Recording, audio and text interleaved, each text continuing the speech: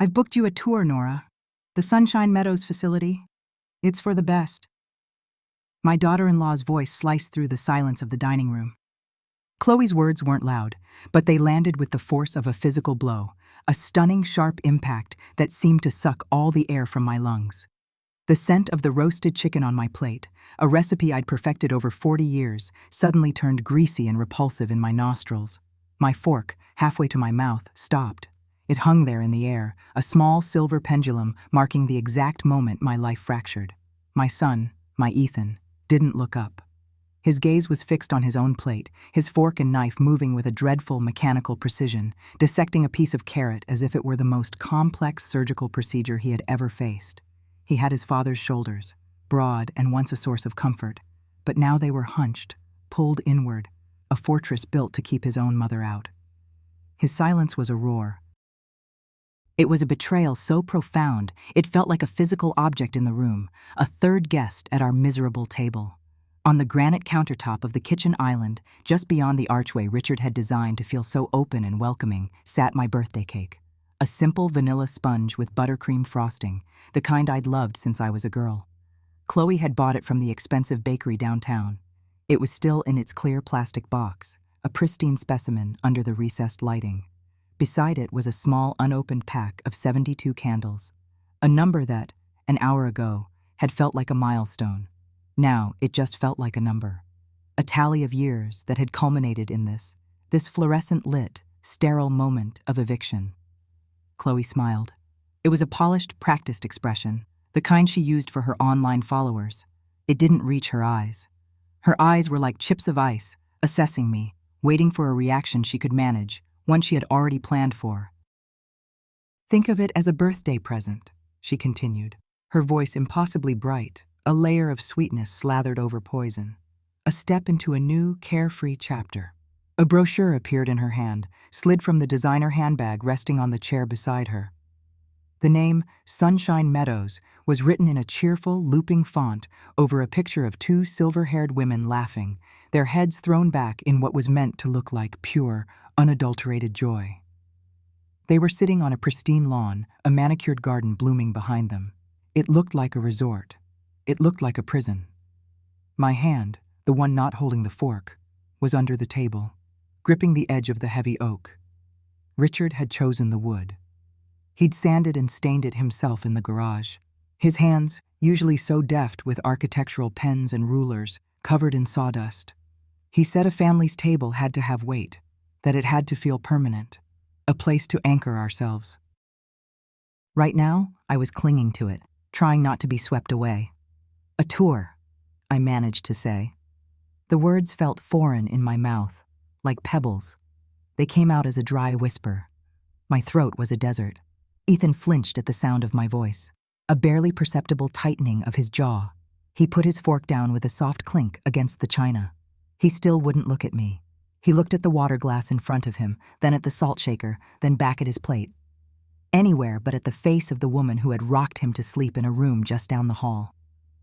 "Yes, this Thursday, 10 a.m., Chloe said, tapping the brochure with a perfectly manicured nail. The color was called Blood Money Red. I'd seen it in a magazine. "I've already confirmed it. It will be lovely. They have a water aerobics class and a book club. You'd like that." She spoke of me as if I were a child, or a simple-minded pet to be placated and housed. The condescension was a thick, cloying fog. I looked past her, through the large picture window at the back of the dining room. It overlooked the garden, my garden. The roses were just beginning their last bloom before the autumn chill set in. Richard had planted the first bush for me on our 10th anniversary. Every year, I added another. My life was charted out there in soil and thorns and blossoms. Was there a garden at Sunshine Meadows? Or was it just a photograph on a glossy piece of paper? I tried to find my son's eyes again. I needed to see him. I needed to see a flicker of the boy I raised, the man who had cried on my shoulder when his father passed, the son who had promised, right here in this very room, that he would always take care of me. "Ethan?" I said his name. It was a question, a plea, a prayer. He finally looked up. His eyes, the same shade of hazel as mine, were clouded, distant. He looked exhausted. He looked defeated. But there was no fight in him. Not for me. He opened his mouth, then closed it. He shook his head slightly, a gesture so small it was almost nothing, but it was everything. It was an answer. It was a surrender. Ethan and I have been talking about this for a while, Nora. Chloe cut in, her voice taking on a firmer, more businesslike tone. The pretense of the gift was evaporating, revealing the hard, ugly structure beneath. She leaned forward, placing her elbows on the table Richard had built. Let's be honest. This house is too much for you. The stairs, the garden, the cleaning. She gestured around the room, at the home I had kept immaculate for nearly 50 years. We worry, and frankly, her smile returned, but this time it was thin, sharp, like a paper cut. We need the space. There it was, the real reason, not my well-being, not my future. Space. The market in Willow Creek is just too good to pass up, she continued, her voice gaining momentum as she moved from feigned concern to undisguised avarice. Homes in this neighborhood are selling in a day for well over asking. It's a financial opportunity, a windfall. It would be foolish to let it slip by.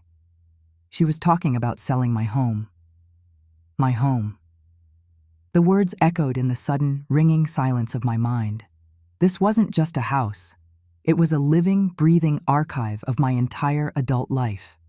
The faint scratch on the hardwood floor near the doorway was from when Ethan, aged 6, had tried to ride his new tricycle inside. The spot on the ceiling, barely visible now after 3 coats of paint, was from a champagne cork Richard had popped on our 25th anniversary, his laughter booming through the halls. The window panes I was staring through were the very ones I had looked out of every single morning for 48 years, watching the seasons change, watching my son grow up, watching the world spin on without my husband in it. Chloe saw it as an asset, a number on a ledger. A collection of wood and nails and glass that could be liquidated. She looked at me, her head tilted, that influencer's smile plastered on her face, waiting for me to agree, to nod, to be the sweet, compliant old woman she needed me to be for her story to work. In her version of this narrative, she was the caring, responsible one, making the tough but necessary decision for an elderly parent who could no longer manage. I was just a character in her script. I felt myself becoming a ghost in my own dining room. I looked at my son, a man I suddenly didn't recognize, and his wife, a stranger who held my future in her perfectly manicured hands. They were a team, and I was what they were working against. The food on my plate was cold now. The birthday cake on the counter seemed to mock me, a symbol of a celebration that had become awake. This was my home. Richard had designed it. His love was in the very bones of the place, in the way the morning light hit the kitchen floor, in the solid feel of the banister under my hand, and they were talking about selling it. They were talking about it like it was already theirs. They were treating me like I was already gone. I felt my spirit shrink, pulling away from the surface of my skin, retreating to some small, cold place deep inside. I was a stranger at my own birthday party, an unwanted guest in a house of strangers that had, until this very moment, been my own. My name is Nora Vale. Before I was a widow, or a mother, or a grandmother, I was a cartographer. I spent my days in a quiet, sunlit room, surrounded by the scent of parchment and India ink, charting the world one careful line at a time. I loved the certainty of it, the way a border could define a nation, the way a contour line could describe a mountain's silent strength. I gave a name and a place to everything. My world had order. It had clear, defined spaces. My husband, Richard, was the opposite. He was an architect, but he saw the world not in lines, but in light and shadow, in feeling and flow. To him, blueprints were not technical drawings, they were poetry. He didn't build houses, he crafted sanctuaries. And this house, the one I'm sitting in now, was his masterpiece. It was his love letter to me, written in stone and cedar and glass. He designed the kitchen so the morning sun would hit the countertop just as I made my coffee. He built a small, curved reading nook in the living room, with a window that perfectly framed the old oak tree in the yard, because he knew I loved to watch the seasons change its leaves. Every beam, Every window, every doorway was placed with intention, with love. It was a home built to be lived in, to be filled with quiet joy, to grow old in. When he passed, the silence in these rooms was deafening. The house, his final poem, became my solace. Its walls held his memory, its light held his warmth. For years it was just me and the ghost of his laughter, and that was enough. The order I once found in my maps, I now found in the rhythm of this house. Then, about a year ago, the phone rang. It was my son, Ethan. His voice was tight, stretched thin with a kind of panic I hadn't heard since he was a boy who'd scraped his knee. He'd lost his job, a big, important job in the tech world that I never fully understood. But I knew it paid for his gleaming apartment in the city, his wife Chloe's expensive tastes, and my granddaughter Maya's private school. Now, it was gone. The foundation of their life had crumbled. "We don't know what to do, Mom," he'd said, his voice cracking. "We can't make rent. It's all falling apart." My heart, a mother's heart, didn't hesitate. It didn't consider the implications or the disruption. It only heard the fear in my child's voice. "Come home," I said, the words leaving my lips before I'd even thought them through. "All of you. Come here. There's more than enough room. We'll figure it out together." The relief in his voice was a balm. I hung up the phone and looked around at the quiet, ordered space Richard had built for me. I pictured it filled with life again. Maya's artwork on the refrigerator, the sound of Ethan's footsteps on the stairs, the scent of Chloe's cooking in the kitchen. I imagined family dinners, laughter echoing through the halls, the comfort of having my family under one roof. I wasn't just offering them a place to stay. I was opening my sanctuary, believing it would become ours. I thought we would be a family, a real family, weathering a storm together. The first few weeks felt like a dream, a noisy, chaotic, wonderful dream. The house felt alive, but I soon learned that there is a difference between a full house and a shared home. My life, my quiet and ordered existence, did not change overnight. It began to fray at the edges, a slow and steady unraveling that I barely noticed at first. It was an erasure, conducted not with malice, but with a casual, smiling indifference that was somehow more cruel. It started with my reading nook, my little sanctuary within a sanctuary, the worn, velvet armchair, softened by years of use. The small stack of books on the side table, their spines cracked with love. The lamp Richard had installed, which cast a perfect circle of golden light. It was my corner of the world. One afternoon, I came downstairs to find it gone. The chair was pushed into a dark corner of the basement. The books were in a cardboard box by the back door. In its place stood a sleek, black, monstrous machine, a Peloton. "Isn't it amazing, Nora?" Chloe said, not looking up from her phone. She was already in her workout clothes. "I got such a great deal. Now I can keep up with my spin classes." "You don't mind, do you? You never really sat there anyway." I stood there, speechless. Never sat there? I had journeyed through continents in that chair. I had mourned my husband in that chair. I had watched my granddaughter grow up from that window. But I said nothing. What could I say? It was her house now, too. I was being practical, helpful. Then came the garden. My hands have known the feel of soil since I was a girl. Richard had built me raised garden beds, and every spring I would fill them with tomatoes, lavender, and sprawling zucchini plants. My tools, a set of sturdy hand trowels and cultivators he'd given me for our 20th anniversary, hung on a neat rack inside the shed. One Saturday, I went out to do some weeding and found the beds overturned, the soil dumped in a pile behind the shed. My tools were gone. In the center of the lawn, a large blue inflatable hot tub was being filled with water from my garden hose. "Surprise!" Ethan had shouted, grinning. He was wrestling with the pump. "Chloe's idea. We're upping the house's fun factor. We can have people over now." I looked for my tools. I later found them at the bottom of our recycling bin, rusted and bent, discarded like trash. When I tried to ask Chloe about them, she just shrugged. "Oh, that old stuff. It was taking up so much space, Nora. I ordered a new modern set online. Much better. The new set never arrived. My garden was now home to a bubbling plastic tub that smelled of chlorine.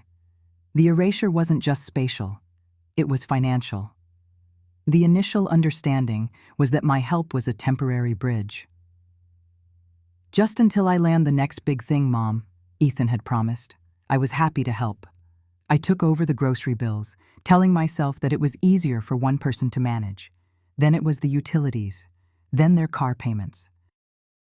Soon, every bill that arrived in the mail was placed on the small table by the door, a silent, expectant pile for me to handle. I paid for it all. I paid for Chloe's online shopping sprees, for Maya's new tablet, for the endless stream of takeout food because no one felt like cooking. I paid for their life. It all came from Richard's pension, the money he had so carefully set aside to ensure I would be safe, that I would never have to worry. I'd watch the balance in my bank account shrink with every quiet trip to the ATM. Each withdrawal felt like a small betrayal of his memory, of the security he had worked his entire life to give me. But when I would see the relief on Ethan's face, or the fleeting smile on Chloe's, I told myself it was worth it.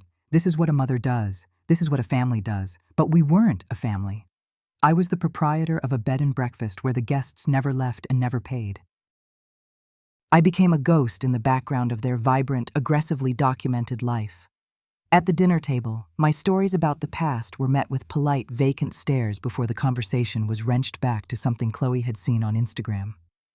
My opinions on how to fix a leaky faucet were ignored in favor of a YouTube tutorial.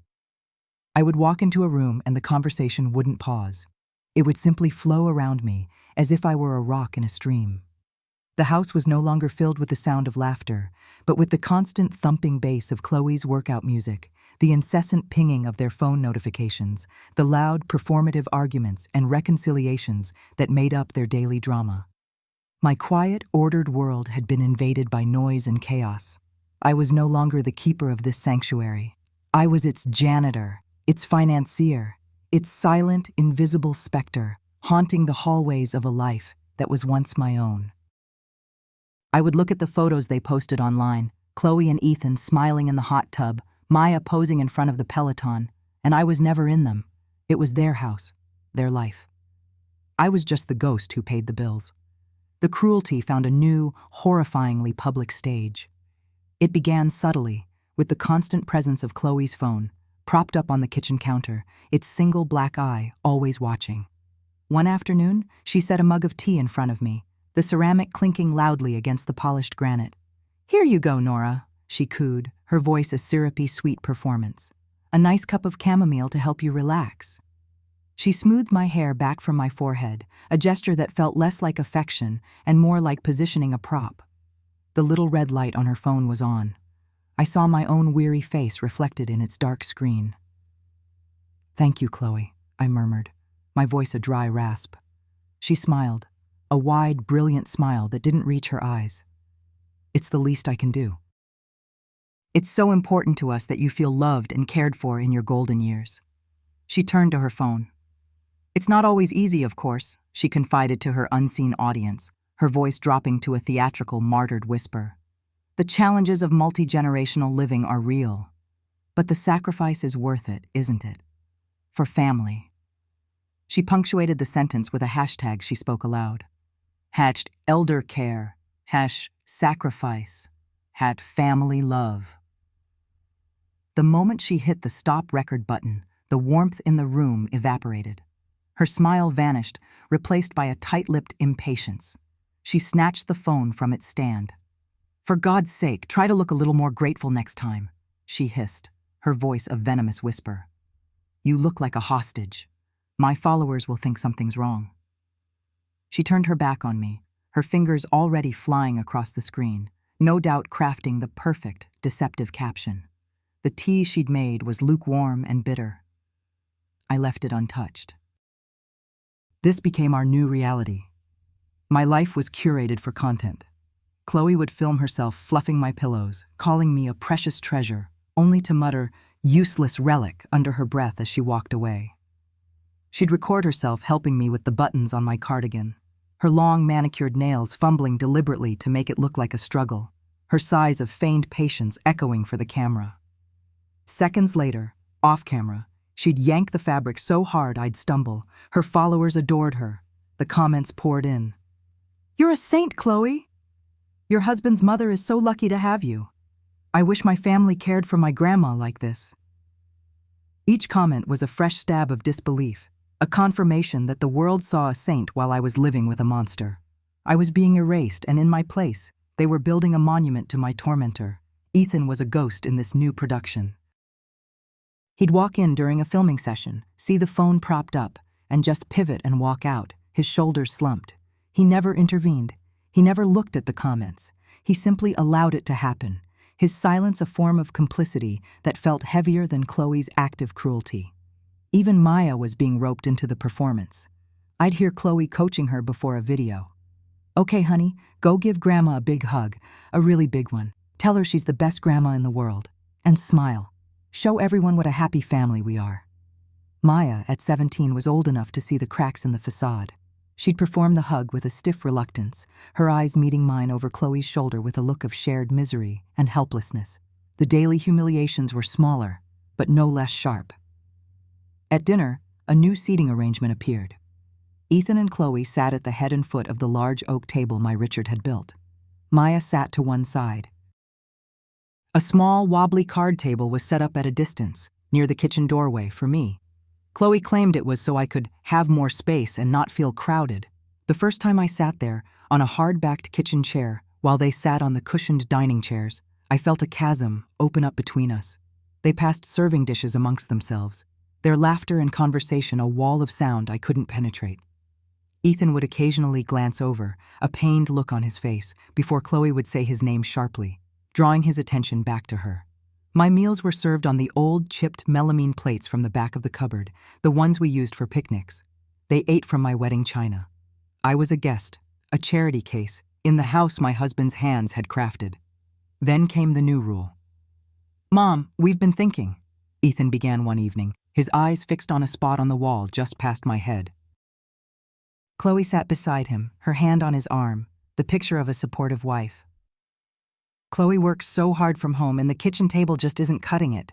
Her business is really taking off." I knew what was coming. The dread was a physical weight in my chest.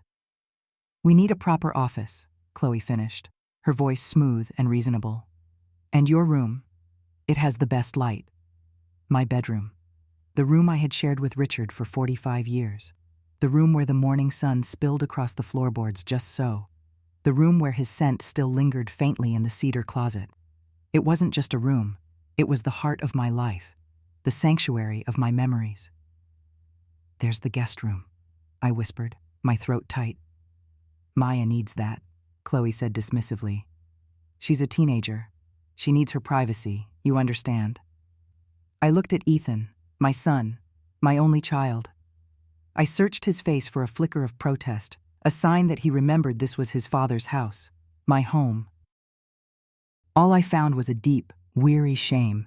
He wouldn't meet my eyes. "It's just for a little while, Mom," he mumbled. "Just until things get back on track. It makes the most sense." And so, I was exiled. My life was packed into cardboard boxes by Chloe, who handled my possessions with a thinly veiled disgust. My books, my framed photos with Richard, the quilt my own mother had made. It was all carted down a narrow set of stairs to the finished basement. The basement room was not a bedroom. It was a concrete box with a thin layer of carpeting and a single, high, horizontal window that showed only the dirt-caked foundation of the porch and the ankles of anyone walking by. It was perpetually cold, a damp chill that seeped into my bones and made my joints ache. The air was thick with the smell of dust and mildew. When I asked Ethan if the heat could be turned up, he came back an hour later with a small, rattling space heater that barely warmed the air a foot in front of it. The Wi-Fi signal, which Chloe claimed was essential for her work, barely reached the basement. My tablet, my only window to the outside world, was now mostly useless. The isolation was absolute. I was a prisoner in the dungeon of my own home. Above my head, life went on without me. I'd hear the rhythmic thumping of the Peloton bike Chloe had installed in my old reading nook. I'd hear the rumble of their conversations, the sharp, bright bursts of Chloe's laughter. They started hosting dinner parties again. I wasn't invited. I'd lie on the thin, unfamiliar mattress in the cold dark, listening to the muffled sounds of clinking glasses, music, and the cheerful chatter of their friends filtering through the floorboards above. It was a special kind of torture, to be so close to human connection and yet so completely shut out from it. One evening, I heard a car door slam and recognized the voice of Mrs. Gable from next door. We used to have coffee together every Tuesday. Desperate for a familiar face, I slowly made my way up the creaking basement stairs. The door at the top was closed. As my hand reached for the knob, I heard Chloe's voice, clear as a bell. "Oh, Nora, she's not feeling too well tonight. Her age, you know. It's best she gets her rest." I froze, my hand hovering over the doorknob. My heart hammered against my ribs. I was not sick. I was lonely. I was heartbroken. I stood there, listening to them lie about me, erasing me from my own life, one polite excuse at a time. I turned and retreated back down into the cold and the dark, the sounds of their party, a cruel mockery of the life I once had. Ethan would sometimes bring my dinner down, a tray left just inside the doorway, as if I were contagious. He'd never step fully into the room. He'd stand in the threshold, silhouetted by the light from the hallway above, a stranger in the house where he grew up. "Sorry about all this, Mom," he'd mutter, his apology as thin and useless as the blanket on my bed. "Chloe's just under a lot of stress. We're just trying to keep the peace." Keep the peace. His peace was built on the wreckage of mine. I'd just nod, too tired, too hollowed out to argue. What was the point? He had already made his choice. I would watch him turn and ascend the stairs, his back straight, leaving me in the gathering gloom. The ultimate betrayal, when it came, was not delivered with a shout, but with the quiet rustle of paper. They came down together, Ethan and Chloe, a united front, standing in the doorway of my subterranean cell. Ethan held a sheaf of papers. Chloe had a triumphant gleam in her eye that she didn't bother to hide. "Mom," Ethan started, his voice low, his gaze fixed on the worn carpet. He couldn't look at me. "We need to talk. The finances, they're just not working. We can't afford the upkeep on this place. We need to sell." The words hung in the cold, dead air. Sell. Sell Richard's house. The foundation of our life, the legacy he left for us. For me. "This is my home," I said, my voice trembling but clear. Chloe stepped forward, placing a placating hand on Ethan's arm. Her tone was one of forced, patronizing gentleness, the one she used for her TikTok videos. "Nora, we've been over this. It's too much for you. It's too much for us. This is the best thing for everyone." She pushed the papers toward me. They were clipped to a stiff, legal-sized board. "It's all taken care of, just a formality." I took the clipboard. My hands were shaking so badly the papers rattled. At the top of the first page I saw the words, "Deed of Transfer." Below it, "Durable Power of Attorney." A cold dread, sharper and more terrifying than anything I had felt before, washed over me. I flipped through the pages, a blur of legal jargon and fine print, until I reached the final signature pages. And there it was. Next to my printed name, Nora Vale, was a signature, a scrawled, clumsy imitation of my handwriting. It was a grotesque parody of my name, the loops too wide, the N too sharp, the E at the end trailing off into a spidery, uncertain line. It was nothing like my signature, yet it was meant to be me. I don't remember signing this," I stammered, my mind reeling. I looked from the paper to their faces. Chloe let out a small, impatient sigh. "Of course you do, Nora. Don't be difficult. You signed it last week. Ethan and I were right here. We even had it notarized online, see?" She pointed to a digital stamp at the bottom of the page. "It was a video call. The notary saw you sign it. Your memory is just getting a little fuzzy.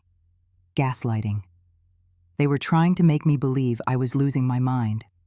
My heart pounded in my ears, a frantic, trapped bird. I looked at the signature again, at that crude forgery. I looked at my own hands, my fingers curled and stiff with arthritis, but they knew the feel of my own name, the flow of the pen that had signed 1,000 documents, 1,000 letters, over a lifetime. This was not it. This was a violation. No, I said, the word a raw whisper. I didn't sign this. I looked at Ethan. I begged him with my eyes. Tell me this is a lie. Tell me you wouldn't do this. He finally met my gaze, and in his eyes, I saw it all.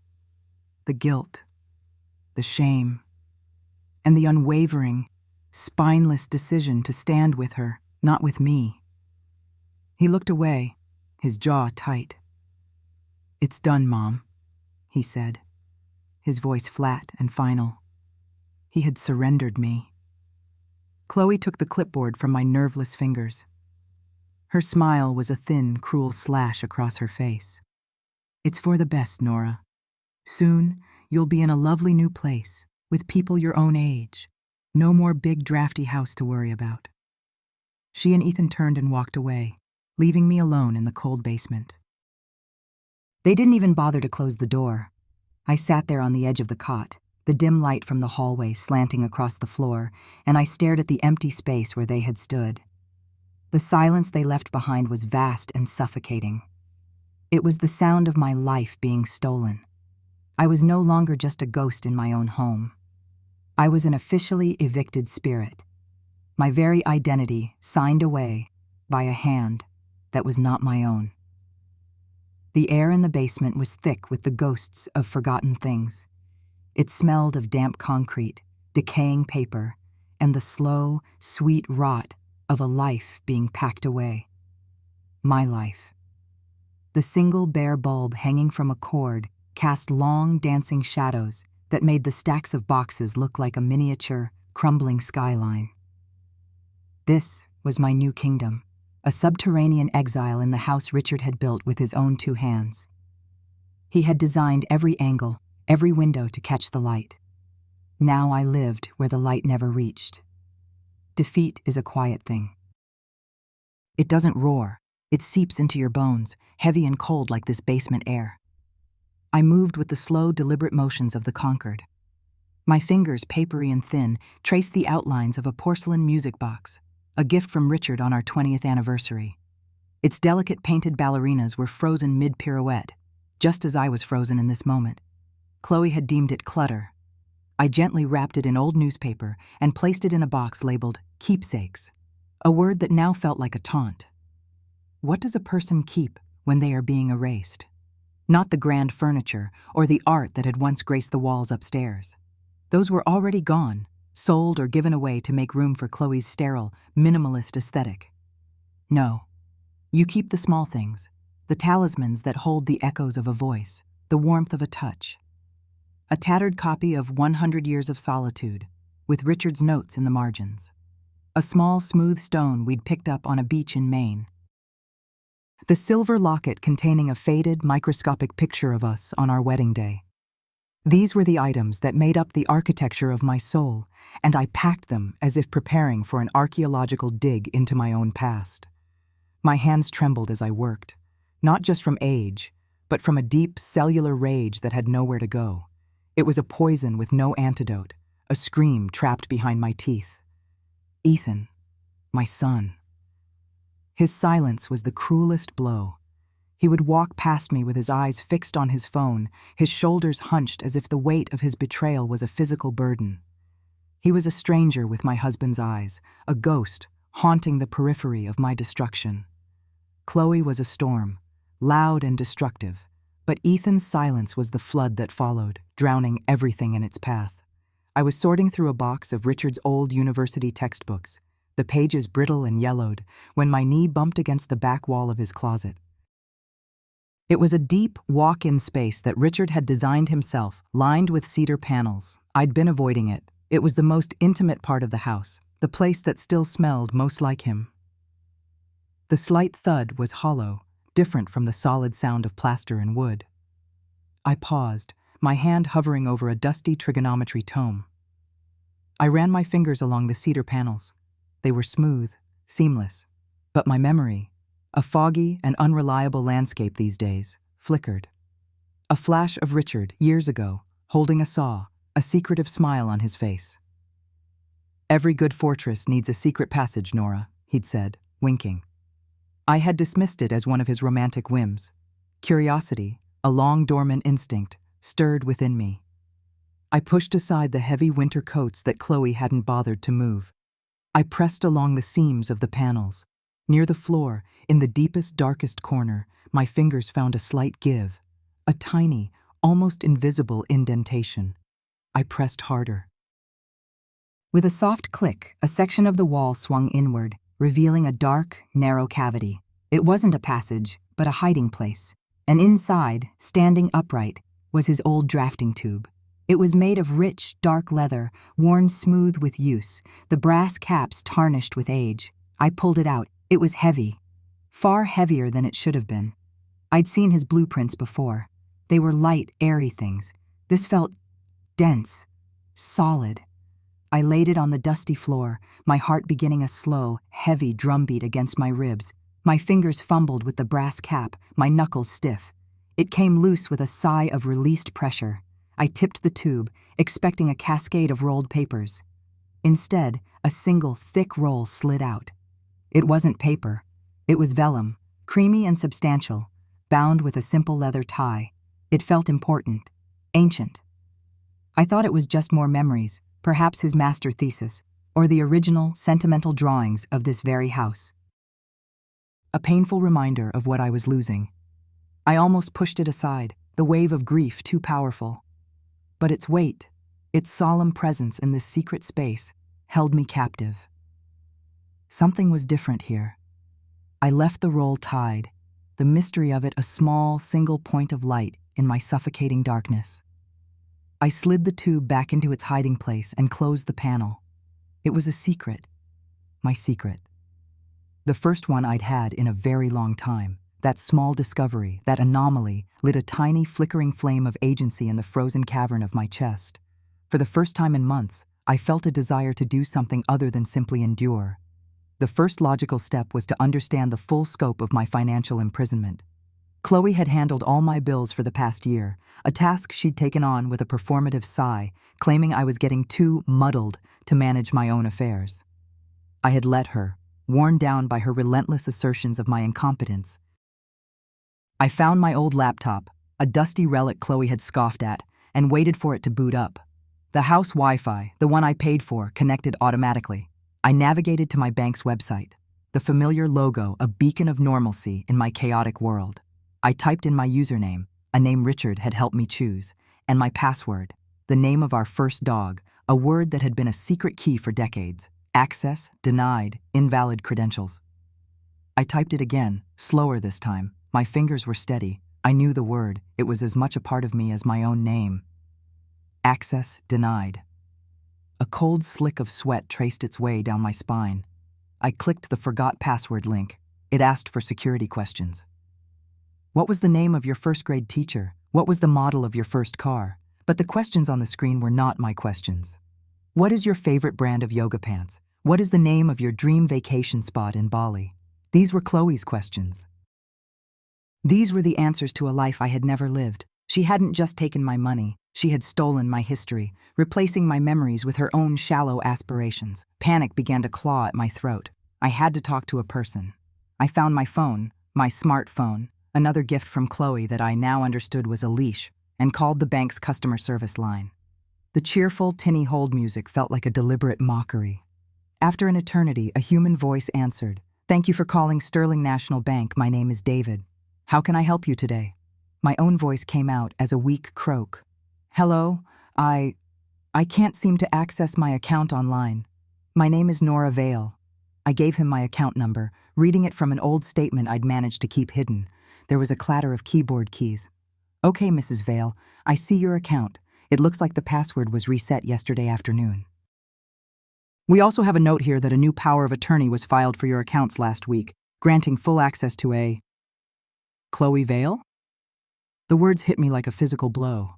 The papers they had me sign, the ones they'd rushed me through with the online notary. They had said it was just for healthcare decisions, in case something happened. My signature, that crude, shaky forgery, it was real to them. "Yes," David from the bank continued. oblivious to the world shattering on my end of the line. She called in to set up the new security protocols, said you were having some memory issues and wanted to make sure the account was secure from from you forgetting things. Very thoughtful. Thoughtful. The word was so obscene, so grotesquely wrong, that I couldn't even form a response. I was a stranger to my own bank, a security risk to my own life savings. Is there anything else I can help you with today, Mrs. Vale? He asked, his voice laced with the polite impatience of someone who wants to get to the next call. I couldn't speak. I ended the call, my thumb pressing the screen with a finality that felt like closing a coffin lid. I looked around my basement prison. The Wi-Fi router upstairs, blinking its little green light, was no longer a gateway to the world. It was the unblinking eye of my jailer. Chloe could see every website I visited. My phone wasn't a tool for connection. It was a tracking device, its GPS logging my every move, even if it was just from this damp corner to the small, grimy bathroom. The chains weren't iron. They were digital. Invisible, unbreakable, and forged with a smile. I was utterly, completely trapped.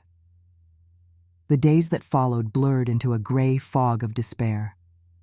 I would sit on the edge of the cot, the cold seeping up from the concrete floor, and stare at the wall where the drafting tube was hidden. It was a Schrodinger's box of hope and despair. It could contain my salvation, or it could be just another painful memory, another dead end. The fear of it being nothing was so profound that I couldn't bring myself to look again. My meals appeared at the top of the basement stairs on a tray, usually leftovers from whatever meal they'd eaten without me. Sometimes I would hear Chloe's voice drifting down, bright and performative. She was usually on her phone, filming another one of her TikToks. "Just taking some dinner down to my sweet mother-in-law," she'd chirp, her voice dripping with counterfeit affection. "She loves the peace and quiet down here. It's her own little apartment." Then I'd hear the tray set down, the footsteps retreating, and the silence would rush back in. One evening, the footsteps didn't retreat. They hesitated, then came down the creaking wooden stairs. It was Maya, my granddaughter. She was holding a glass of water and a plate with a cookie on it. She avoided my eyes, her gaze darting around the grim space as if seeing it for the first time. At 17, she was caught in that painful space between childhood and adulthood, old enough to see the ugliness of the world, but not yet calloused by it. She set the plate and glass down on a cardboard box next to me. I thought you might want this," she mumbled. Her hair fell over her face, a dark curtain. "Thank you, my dear," I said, my voice raspy from disuse. She didn't leave. She just stood there, twisting a loose thread on the sleeve of her hoodie. The silence stretched, filled with the things we couldn't say. Maya had always been a quiet, observant child. She had Richard's eyes, a deep, thoughtful brown that saw more than they let on. Finally, she looked at me. Her face was pale, her young features etched with a conflict that seemed too heavy for her to bear. "I saw her latest video," she whispered, her voice tight with disgust. "The one about you moving to Sunshine Meadows. She called you an inspiration for embracing the next chapter." Her eyes filled with tears. "They're lying, aren't they, Grandma?" It wasn't a question. It was a plea for confirmation of a truth she already knew in her gut. It was the first time anyone had acknowledged my reality. The first time someone had pierced the thick wall of gaslighting that Chloe and Ethan had built around me. A sob, sharp and ragged, escaped my lips. It was a sound of such profound grief that it startled us both. Maya was beside me in an instant, her thin arms wrapping around my shaking shoulders. She didn't say anything. She just held me as the months of silent tears finally came pouring out. I cried for Richard. I cried for the house. I cried for the son I had lost. I cried for the woman I used to be. When the storm of weeping subsided, leaving me hollowed out and trembling, I pulled away and looked into her face. I saw my husband's integrity there. I saw a strength she didn't even know she possessed. I made a decision. It was a risk, a terrible risk, but the alternative was to fade away in this concrete tomb. "Maya," I whispered, my voice hoarse. I need to show you something, and you must promise me. You must swear on your grandfather's memory that you will not speak of it to anyone, not to your mother, not to your father." Her eyes, so much like Richard's, widened. She nodded, a fierce, determined look settling on her face. "I promise, Grandma. I swear." With aching joints, I rose and led her to the closet. My hands were shaking as I pushed the coats aside and pressed the hidden latch. The panel clicked open. Maya gasped softly. I reached inside and drew out the heavy leather tube. I laid it on the floor between us, a sacred object in the dim light. "Your grandfather. He was a very meticulous man," I said, my fingers tracing the worn leather. "He believed in contingencies." I undid the leather tie, and together we carefully unrolled the heavy vellum. It wasn't a single blueprint. It was a series of pages, dense with your grandfather's familiar, precise architectural drafting. But overlaid on the drawings, in the margins, and on the back of each sheet was something else. It was his handwriting, small and neat, filling every available space. It wasn't notes about materials or dimensions. It was dense, legalistic prose. Clauses, articles, stipulations. My breath caught in my chest. This wasn't just a blueprint for a house. It was a blueprint for the future, a future he had somehow foreseen. Maya leaned closer, her sharp young eyes scanning the text. "What is this?" "It looks like a contract." Her eyes, so much like Richard's, narrowed. Not with confusion, but with the dawning of an idea. The same look he used to get when he was solving a complex design problem. In that moment, I knew. She was not a child. She was my ally. Hope, I learned, is a terrifying thing. It makes you vulnerable. It gives you something to lose again. With Maya as my secret confederate, the basement no longer felt like a tomb, but a headquarters. We would meet in stolen moments, whispering plans while the sound of Chloe's Peloton thudded on the floor above. The vellum scrolls were our sacred text, but we knew they were meaningless without a way to act. We were two prisoners whispering of escape, while the guard held all the keys. "We need to call a lawyer," Maya insisted one evening, her voice a low, urgent hum. "Someone who knew Grandpa. Someone who can understand this." She gestured to the scrolls, which we kept hidden in the drafting tube. "Alistair Finch," I said, the name surfacing from the deep fog of my memory. He was Richard's lawyer, his best friend since university. The thought of speaking to Alistair was like a dream of a distant shore. But how? My phone was a microphone for Chloe, the house computer, a spy. Every move I made was monitored. "I can't," I whispered, the reality of our situation crashing down on me again. "She controls everything, the phones, the internet. She changed the passwords to my email accounts. I'm digitally shackled, Maya." Maya chewed on her thumbnail, her brow furrowed in concentration. She had that look again, Richard's look. "Then we need a clean line, something they don't know about, something offline." And then, it hit me. A memory so buried under the rubble of the last few years, I'd forgotten it entirely. It was from about 5 years ago. A terrible ice storm had swept through, knocking out the power and the phone lines for nearly a week. Richard had been frustrated, cut off from the world. The day the power came back, he'd gone out and returned with a small box. Inside was a cheap, prepaid cell phone, a burner phone they call them now, and a few $100s in cash. "For the next apocalypse, Nora," he'd joked, "a prepper's kit for the civilized man." We'd charged it, wrapped it in a plastic bag, and put it in a shoebox with the cash. And he'd hidden it. But where? I closed my eyes, trying to picture him. He was standing in the garage, a place Chloe never entered because she found it grimy. He was by his old workbench, and he'd tucked the shoebox behind the spare tires for my old sedan. My heart leaped. The car was still there, parked on the street. They hadn't sold that yet. The plan formed between us in a series of frantic whispers and scribbled notes. It was risky, depending entirely on timing and luck. The perfect opportunity came 2 nights later. Chloe announced she was going to do a special Instagram live session, a QA about downsizing elderly parents with love and respect.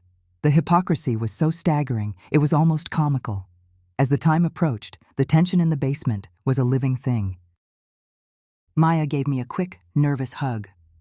"Wait for my signal," she whispered, and slipped up the stairs. I sat in the dark, listening. I could hear Chloe's chipper voice from the living room. "Hi, everyone.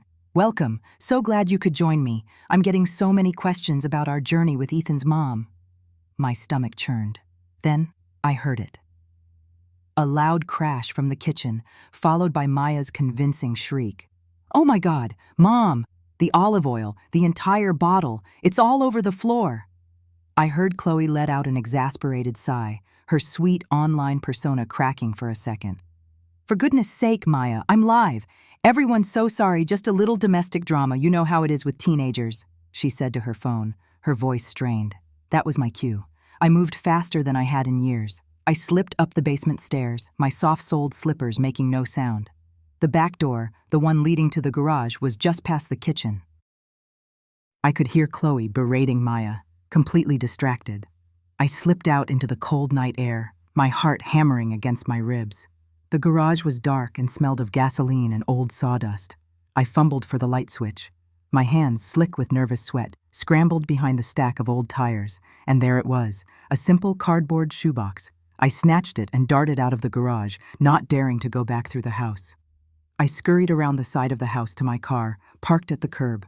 I slid into the driver's seat, my breath coming in ragged gasps. My hands were trembling so hard I could barely open the box. But inside, just as I remembered, was the cheap plastic phone, a wad of cash, and a small, leather-bound address book. Richard's address book. I powered on the phone.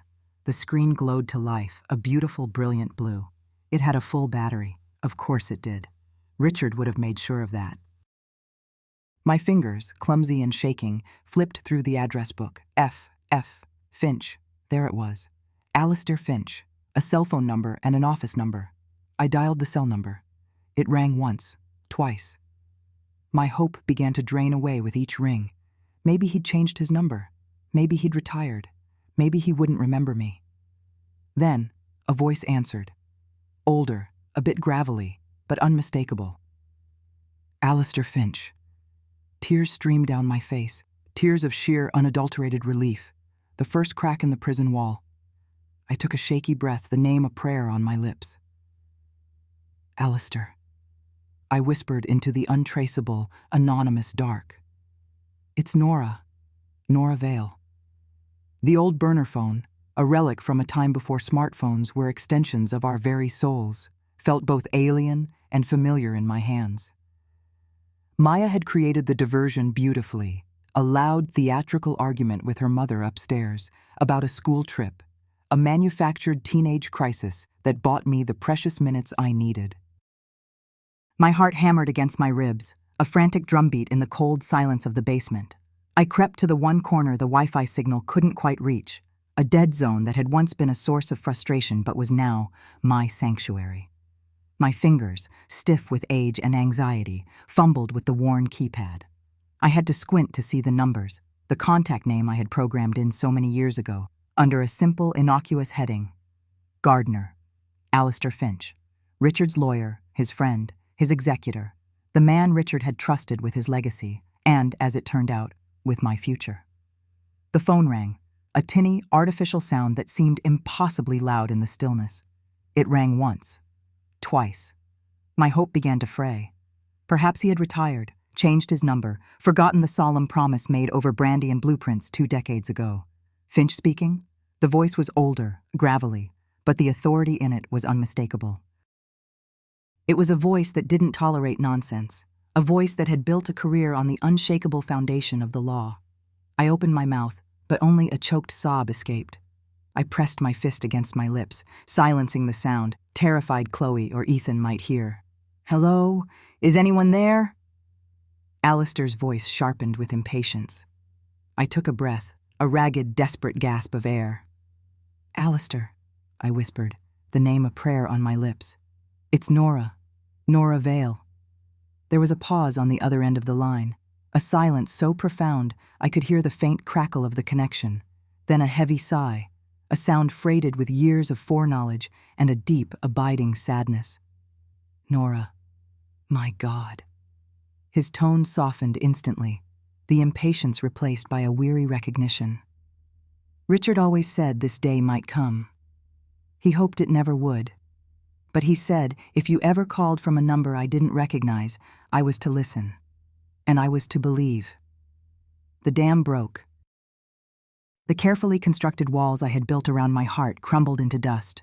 Tears I didn't know I still had streamed down my face, hot and silent. Through the phone, across the city, I felt the unwavering strength of an old ally. I wasn't a ghost anymore. I was a client. I was a friend. They... I couldn't form the words. The shame was a physical weight in my throat. How could I explain the depth of the betrayal, the slow, methodical erasure of my own life by my own son? You don't have to say it all at once, Nora, Alistair said, his voice calm and steady, a lighthouse in my storm. Just tell me. Start from the beginning. Tell me everything. And so I did. In a hushed, trembling whisper, I poured out the poison that had been accumulating for months. I told him about the move-in, the gradual takeover, the condescension that curdled into contempt. I told him about my reading nook being replaced by a Peloton, about my garden tools being tossed in a dumpster. I told him about the TikTok videos, the saccharine lies. Chloe spun for her faceless audience while her eyes spat venom at me off camera.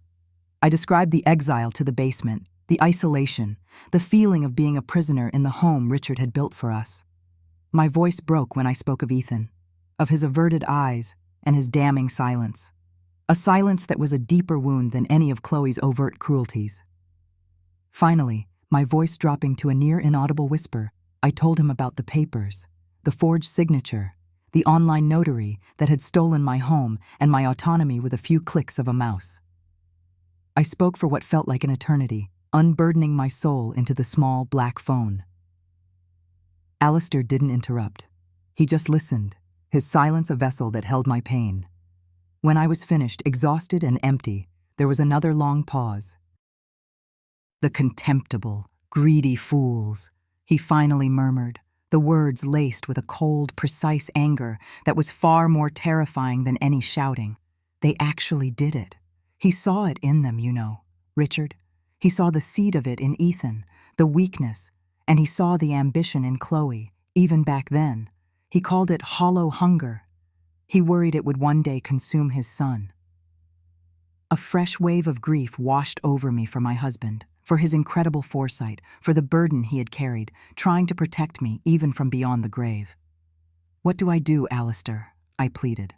They think they own the house. They're selling it. They've already put a sign on the lawn. They say they're taking me to Sunshine Meadows in 2 weeks.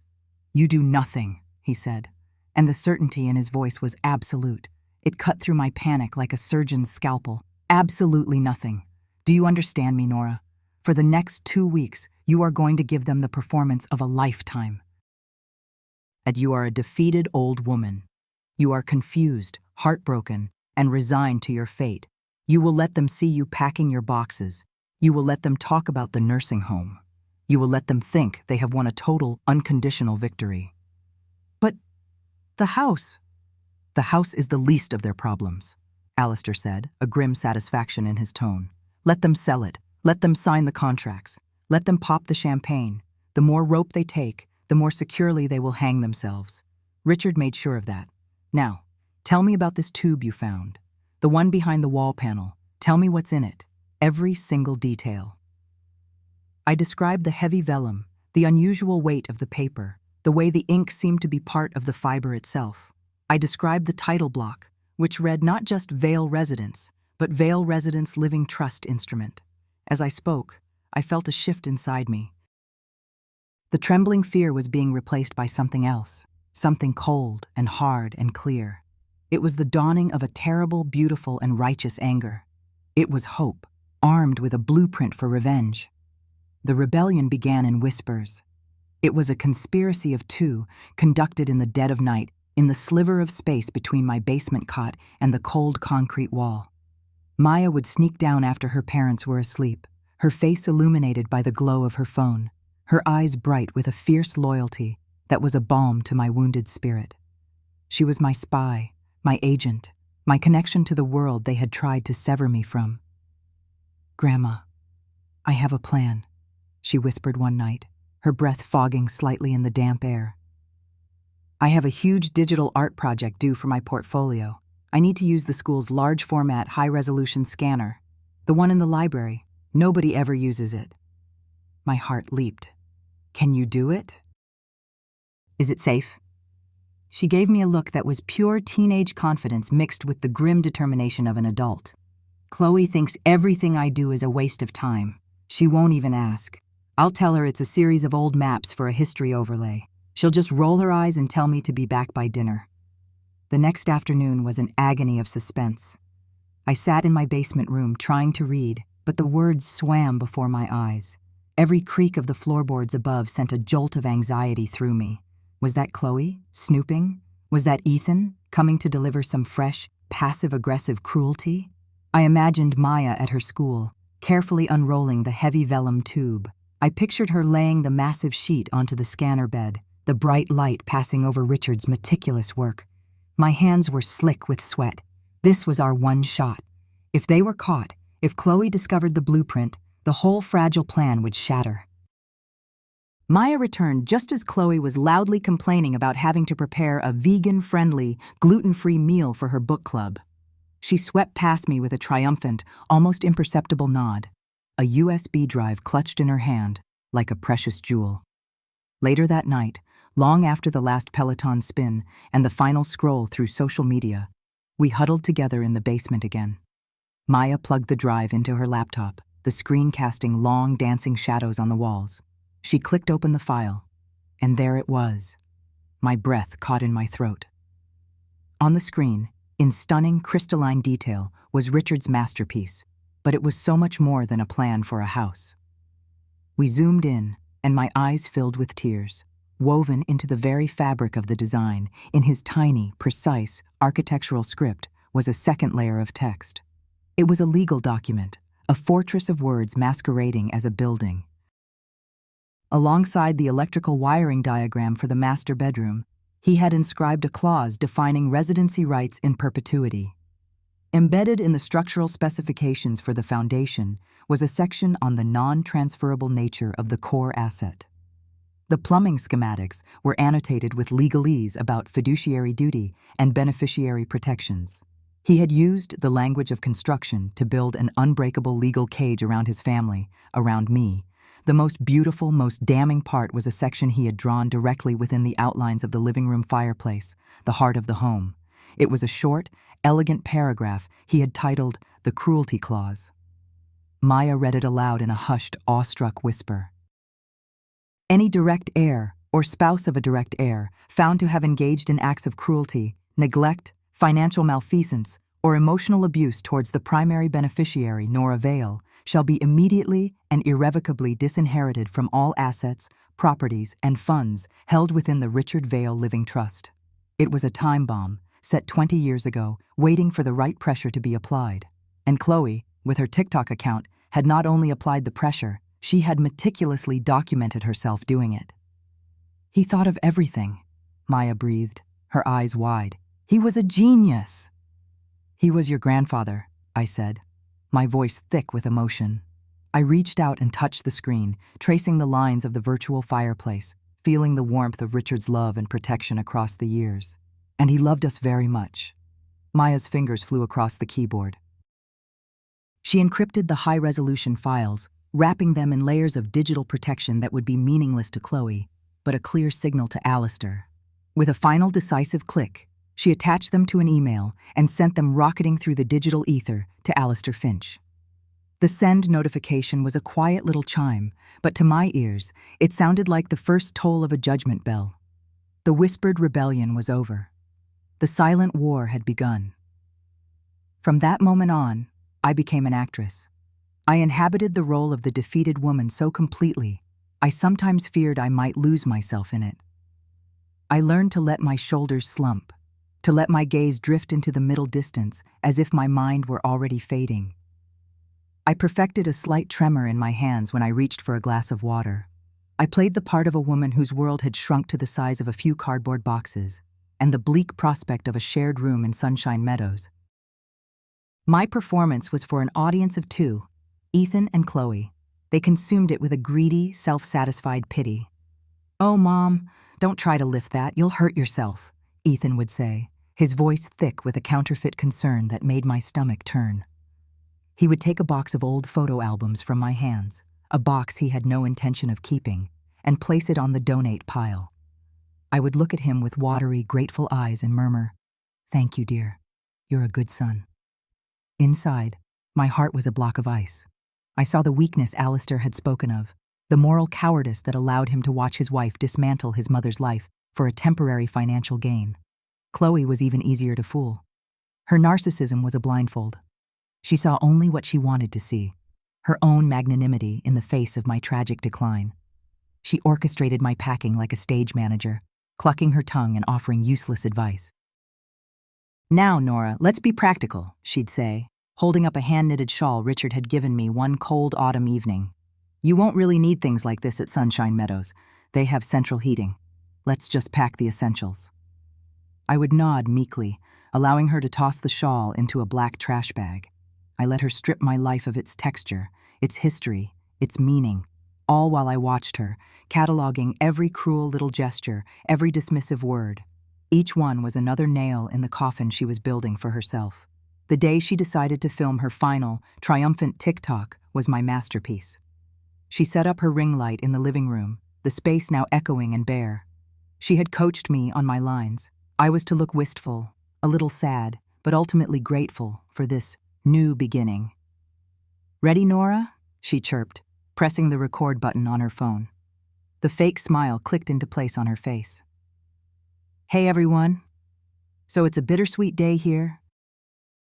We're helping my wonderful mother-in-law, Nora, get ready for the next exciting chapter in her life."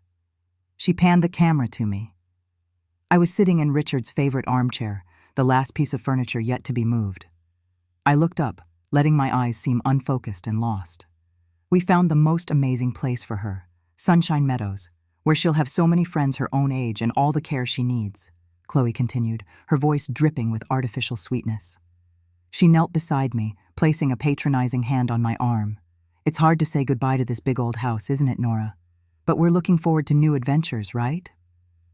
I looked into the camera lens, the black, unblinking eye that had been my tormentor. I saw not a lens, but a jury. I let a single perfect tear trace a path down my wrinkled cheek. I gave a small, trembling nod. "A new beginning," I whispered, my voice a fragile, reedy thing. I let my gaze fall to my lap, the very picture of gentle, heartbreaking submission. "Cut! Perfect!" Chloe squealed, the moment the recording stopped. Her smile vanished, replaced by her usual irritable mask. God, that was draining. "Okay, the movers will be here for that chair in an hour. Make sure you're out of the way." I remained seated, listening to her footsteps recede. I didn't wipe the tear away. I let it dry on my skin, a salty testament to my silent vow. You are not just filming your victory, Chloe. You are signing your confession. A few days later, it appeared. A large wooden sign hammered into the center of the lawn Richard had so lovingly tended. The words were stark and brutal against the green grass. Sold. Ethan and Chloe celebrated that night. They ordered expensive takeout and opened a bottle of champagne that probably cost more than my monthly pension. I could hear their laughter drifting down into my basement cell, loud and carefree. I sat on my cot, the room dark around me, and I did not feel despair. I did not feel loss.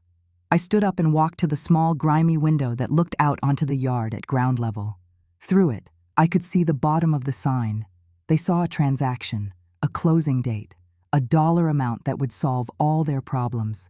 I saw a stage prop. I saw the final piece of evidence being set in place. I saw a countdown clock, ticking inexorably toward the day of reckoning. And as I looked at that sign, I allowed myself the smallest, coldest of smiles. Let them believe They held all the cards. They had no idea the game had been rigged against them from the very beginning. The air in the house felt thin, stripped of memory.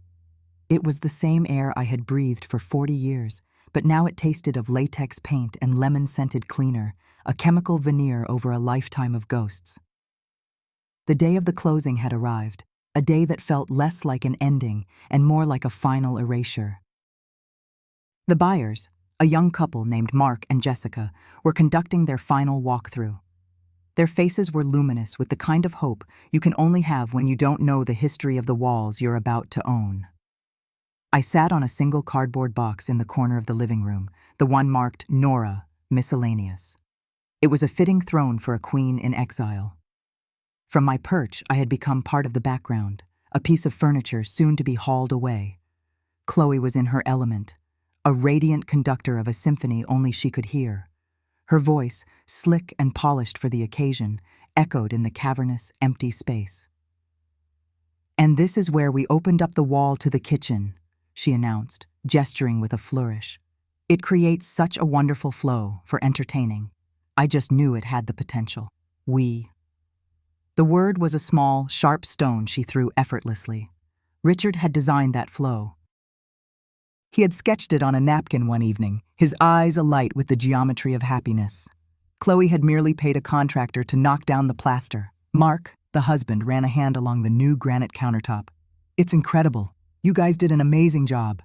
"Oh, it was a labor of love," Chloe sighed, a perfect, theatrical breath of maternal sacrifice. "But with my mother-in-law's changing needs, we knew it was time for her to be in a more supportive environment. And this house? It's just too much for one person." She glanced at me, her eyes passing over me as if I were a lampshade. Ethan stood by the new French doors, his hands shoved deep into his pockets.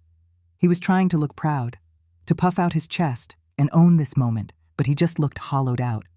His shoulders were slumped, his gaze fixed on a spot in the backyard where Maya's swing set used to be. He was a man haunted by the ghost of his own conscience. He had sold his mother for a quick closing and an open-concept kitchen. I wondered if he thought it was a fair trade. "The light in here is just fantastic," Jessica said, her voice filled with genuine delight.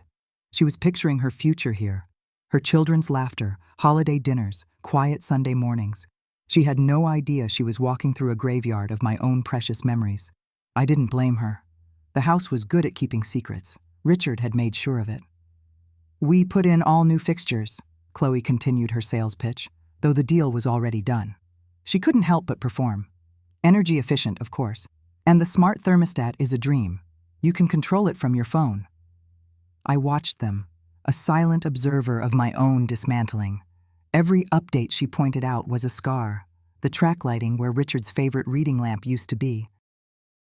The pale gray walls that covered the faint pencil marks where we had measured Maya's height year after year.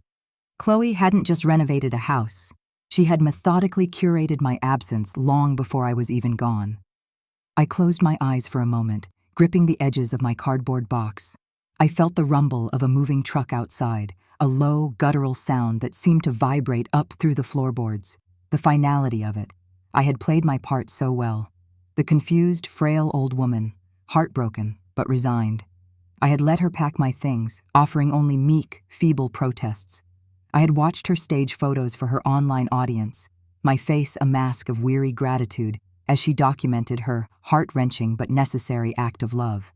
I had become the perfect victim, and she had taken the bait, every last morsel. The doorbell chimed. The sound cut through Chloe's monologue, sharp and imperious. It wasn't the gentle ding-dong of a friend or a neighbor. It was a summons. Chloe's face tightened with momentary annoyance at the interruption. "That's probably the last of the paperwork," she said to the buyers, waving a dismissive hand. She strode to the door, her heels clicking an angry rhythm on the newly polished hardwood floors. She swung the door open, her pre-rehearsed smile ready. The smile vanished. Standing on the threshold was Alistair Finch. He was exactly as I remembered him from Richard's funeral. Tall, severe, and dressed in a dark suit that seemed to absorb the light around it. He carried a heavy, worn leather briefcase that looked as though it held the weight of 1,000 wills and testaments. He didn't look like a notary or a courier. He looked like an executioner, Chloe's composure flickered.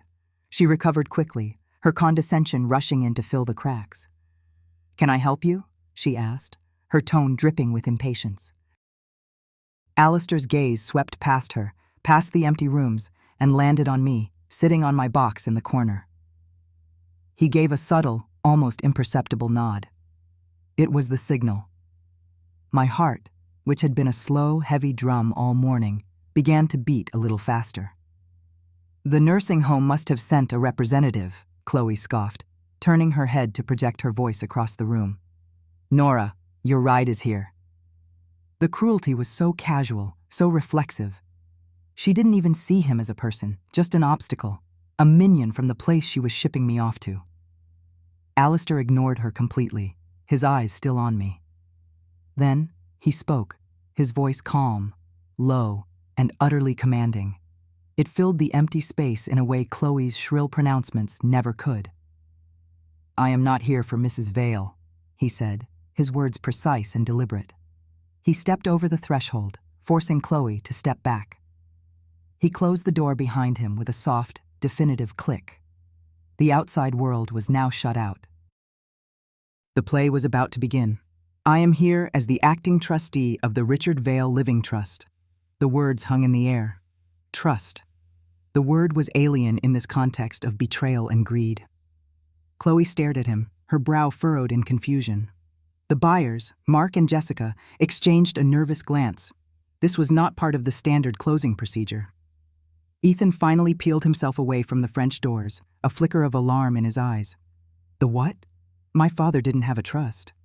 "Oh, but he did," Alistair said, his voice smooth as polished stone.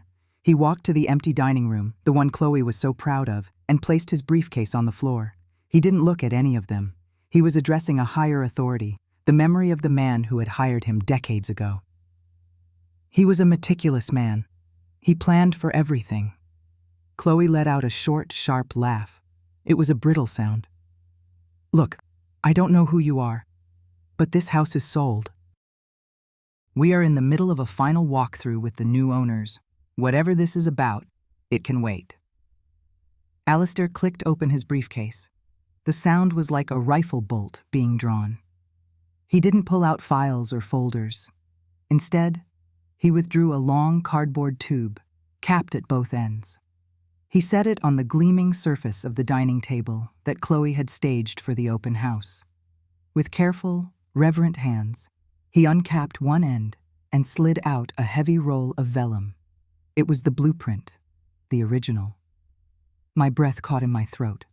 I could see the faint blue lines, the elegant slanted script of Richard's own hand. Alistair unrolled it across the table. The paper made a soft, rasping sound, a whisper from the past. The entire architecture of our life together was laid bare. Mark and Jessica, the buyers, drifted closer, intrigued. Ethan and Chloe stood frozen. "This house," Alistair began, his finger tracing one of the lines on the blueprint, "this structure, this land, the very soil it sits on, was placed into an irrevocable trust on May 14th, 1998. He looked up, his gaze finally settling on Chloe. It was cold and devoid of any emotion. This house was never Nora's to sell. It was never Ethan's to inherit in the conventional sense. It belongs to the trust." A silence descended, so thick and heavy it felt like a physical weight. The only sound was the faint hum of the new refrigerator. Chloe's face was a mask of disbelief. That's impossible. We have the deed. It's in Nora's name. She signed it over to us." "Did she?" Alistair asked, a dangerous calm in his voice. "The document you filed with the county, the one with the forged electronic signature, is a clever piece of work. But legally," he paused, letting the word hang in the air, "it's a work of fiction, a fantasy. You cannot sell what you do not own. You cannot take what was never yours to begin with." He turned his gaze to the young couple. "I am sorry for this profound inconvenience, but this sale is void." Jessica let out a small gasp, her hand flying to her mouth. Mark stared, his face pale with shock. Their dream was dissolving right in front of them. But it was Chloe's face that was the masterpiece of the moment. The radiant confidence, the smug satisfaction, it all curdled. Her skin seemed to tighten over her cheekbones, her perfectly applied lipstick suddenly looking garish and clownish. "No," she whispered. The word had no force. It was the sound of a balloon deflating. Ethan finally spoke, his voice cracking. The panic was raw in his throat. "The trust. What about my inheritance? The estate?" He took a step forward, his greed overriding every other emotion. It was the only thing that was real to him. The money. Alistair's expression, which had been cold and factual, turned to solid ice. He looked at Ethan as if he were a particularly disappointing insect. "Ah, yes, the inheritance." He let the words settle, savoring them. Richard was a brilliant man. A forward-thinking architect, not just of buildings, but of consequences. He anticipated this. He anticipated a scenario in which his wife, the love of his life, might be mistreated. Alistair reached back into his briefcase and pulled out a slim, leather-bound portfolio. He opened it on top of the blueprints. "The trust," he continued, his voice dropping even lower, becoming even more chilling, "contains a morality addendum, a special provision that is both absolute and non-negotiable. I believe Richard, in his private notes, called it the cruelty clause." The name itself was a sentence. Chloe flinched as if he had struck her. "The cruelty clause," Alistair enunciated every syllable, "states that any named beneficiary, or the spouse of any named beneficiary, found to have committed, enabled, or benefited from acts of cruelty, neglect, emotional distress, or financial abuse against the lifetime beneficiary, that being Mrs. Nora Vale, is to be immediately and permanently disinherited from the entire Vale estate." Ethan's face went white. He looked like he couldn't breathe. What does that mean?"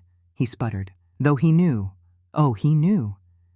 "It means," Alistair said, "that your share of your father's legacy, the investments, the accounts, the properties, everything held in trust, is forfeited, permanently."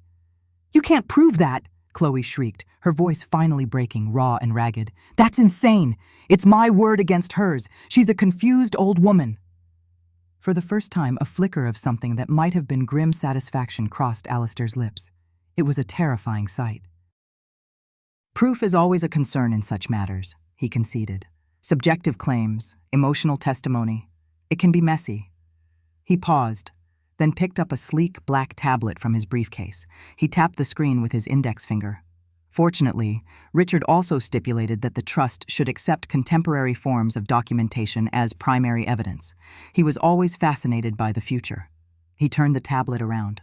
On the screen, glowing in the dimming afternoon light, was Chloe's TikTok profile.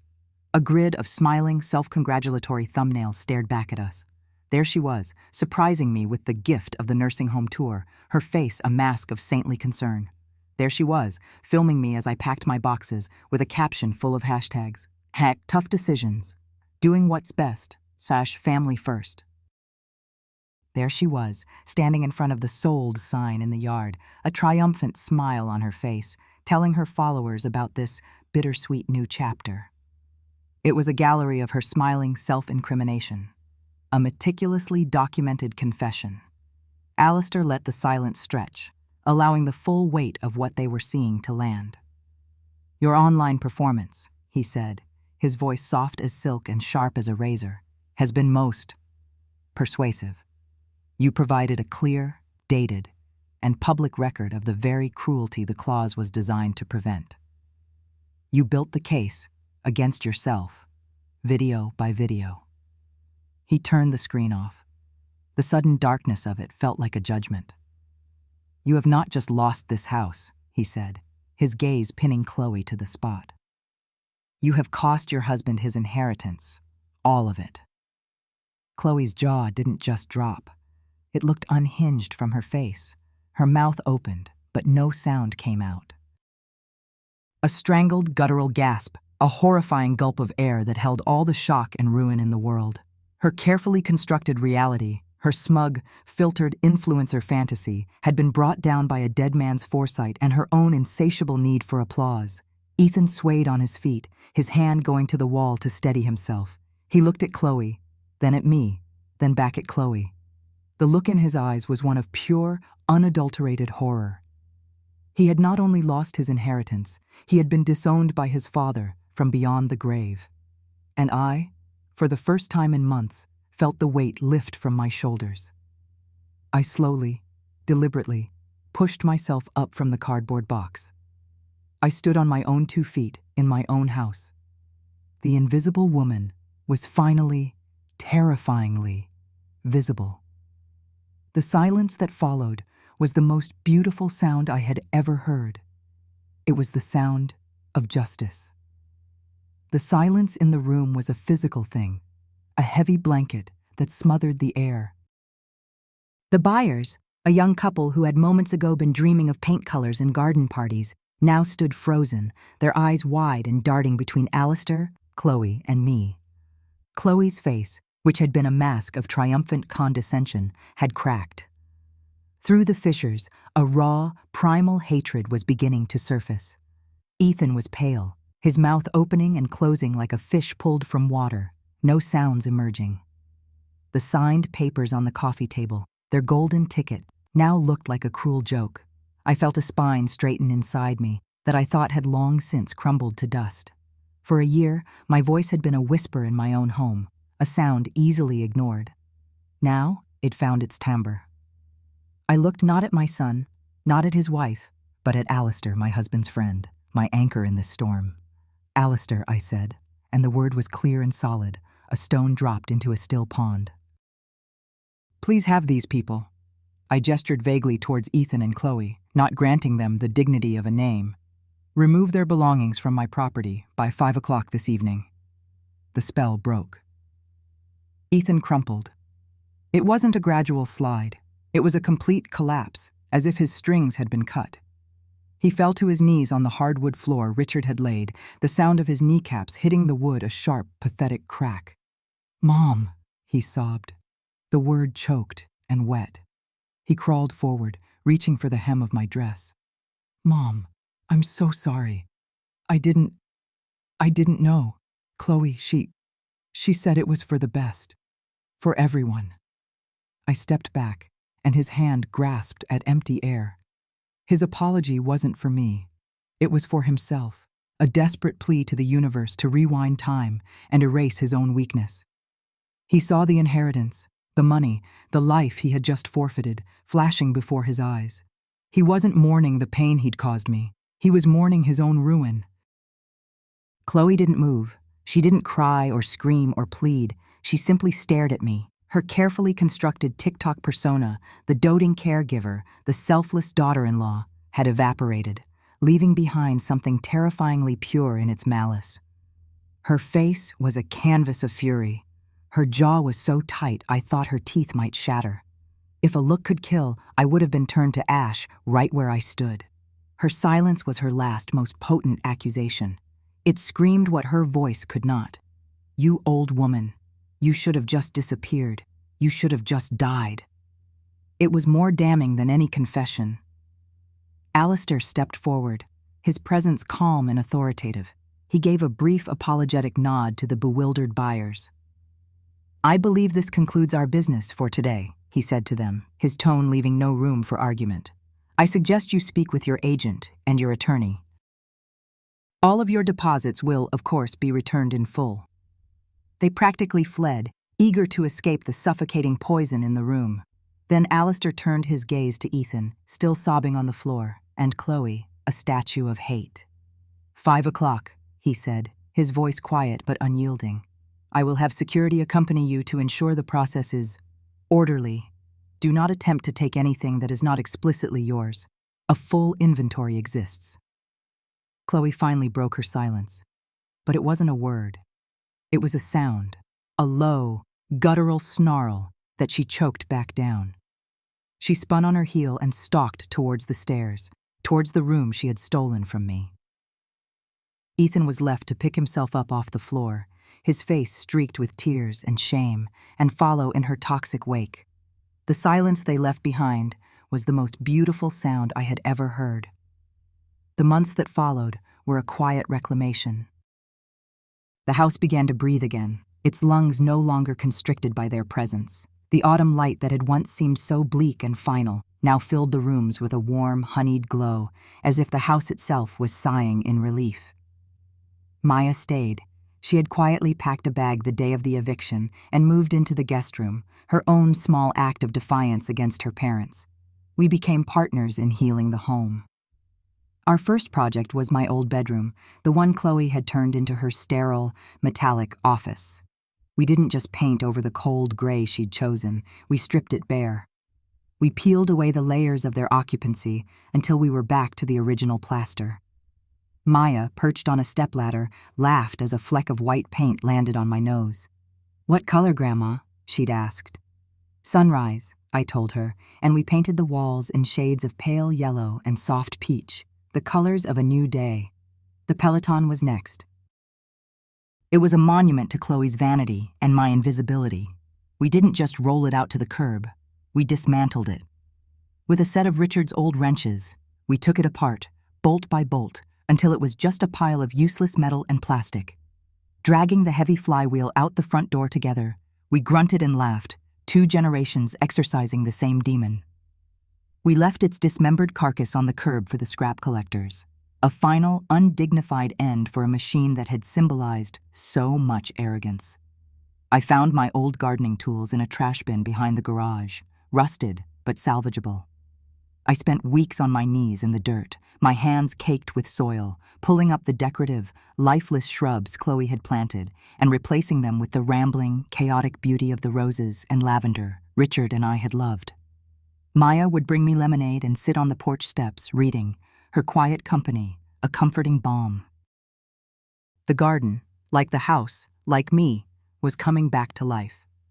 Our final ritual took place one crisp evening. The sold sign had remained on the lawn for a day after the failed closing, a scarlet letter of their greed, until Alistair had someone remove it. But they'd left it leaning against the garage. We carried it inside, a trophy of a war we hadn't asked for, but had won. We didn't smash it.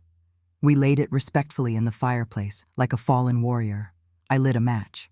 We watched as the fire licked at the edges, the red plastic curling and blackening. The bold white letters of sold blistered, warped, and then melted away into nothingness, consumed by the flames. We sat there in the flickering light, Maya and I, not speaking, simply watching until all that was left was a pile of glowing embers. We weren't celebrating a victory. We were holding a funeral for a period of pain and watching it turn to ash. I sit now in my reading nook. My reading nook. The words themselves are a quiet joy. The afternoon sun slants through the window, warming my face and illuminating the dust motes dancing in the air. Richard's armchair feels like an embrace. The house is silent, but it's a living silence, filled with the hum of the refrigerator, the ticking of the grandfather clock in the hall, the distant chirping of birds in the reclaimed garden. It is the sound of peace. My phone, resting on the side table, emits a soft ping. It's a news alert from a local publication. I pick it up, my thumb hovering over the screen. The headline reads, "Local tech exec and influencer in messy public bankruptcy following divorce." I tap the link. There's a picture of Ethan and Chloe, a selfie from her old TikTok days, smiling, triumphant. The article details their spectacular fall from grace, the loss of Ethan's new job after his employer learned of the fraud allegations, the mountain of debt from their extravagant lifestyle, the public, acrimonious split, with each blaming the other for their downfall. It mentions the attempted sale of a property that was never theirs to sell, citing unforeseen trust and inheritance complications as the catalyst for their collapse. I read the first few paragraphs. I feel nothing. Not a surge of triumph, not a spark of glee, not even the grim satisfaction of justice served. There is only a profound and weary sense of distance. Their story, a drama of their own making, is just noise from a world I no longer inhabit. Their downfall was not my victory. My victory was the quiet morning I'd just had, drinking coffee and watching the sun rise. My victory was the scent of rose bushes drifting through the open window. My victory was my survival. I look at the picture of them one last time, 2 ghosts from a life that is no longer mine. Then, with a simple, steady movement, My thumb moves to the top of the screen, and I press delete. The notification vanishes. My signature was never on their fraudulent deed, but my story is now written in every reclaimed corner of this house, etched into every sunbeam that now freely enters. And I am, finally, free.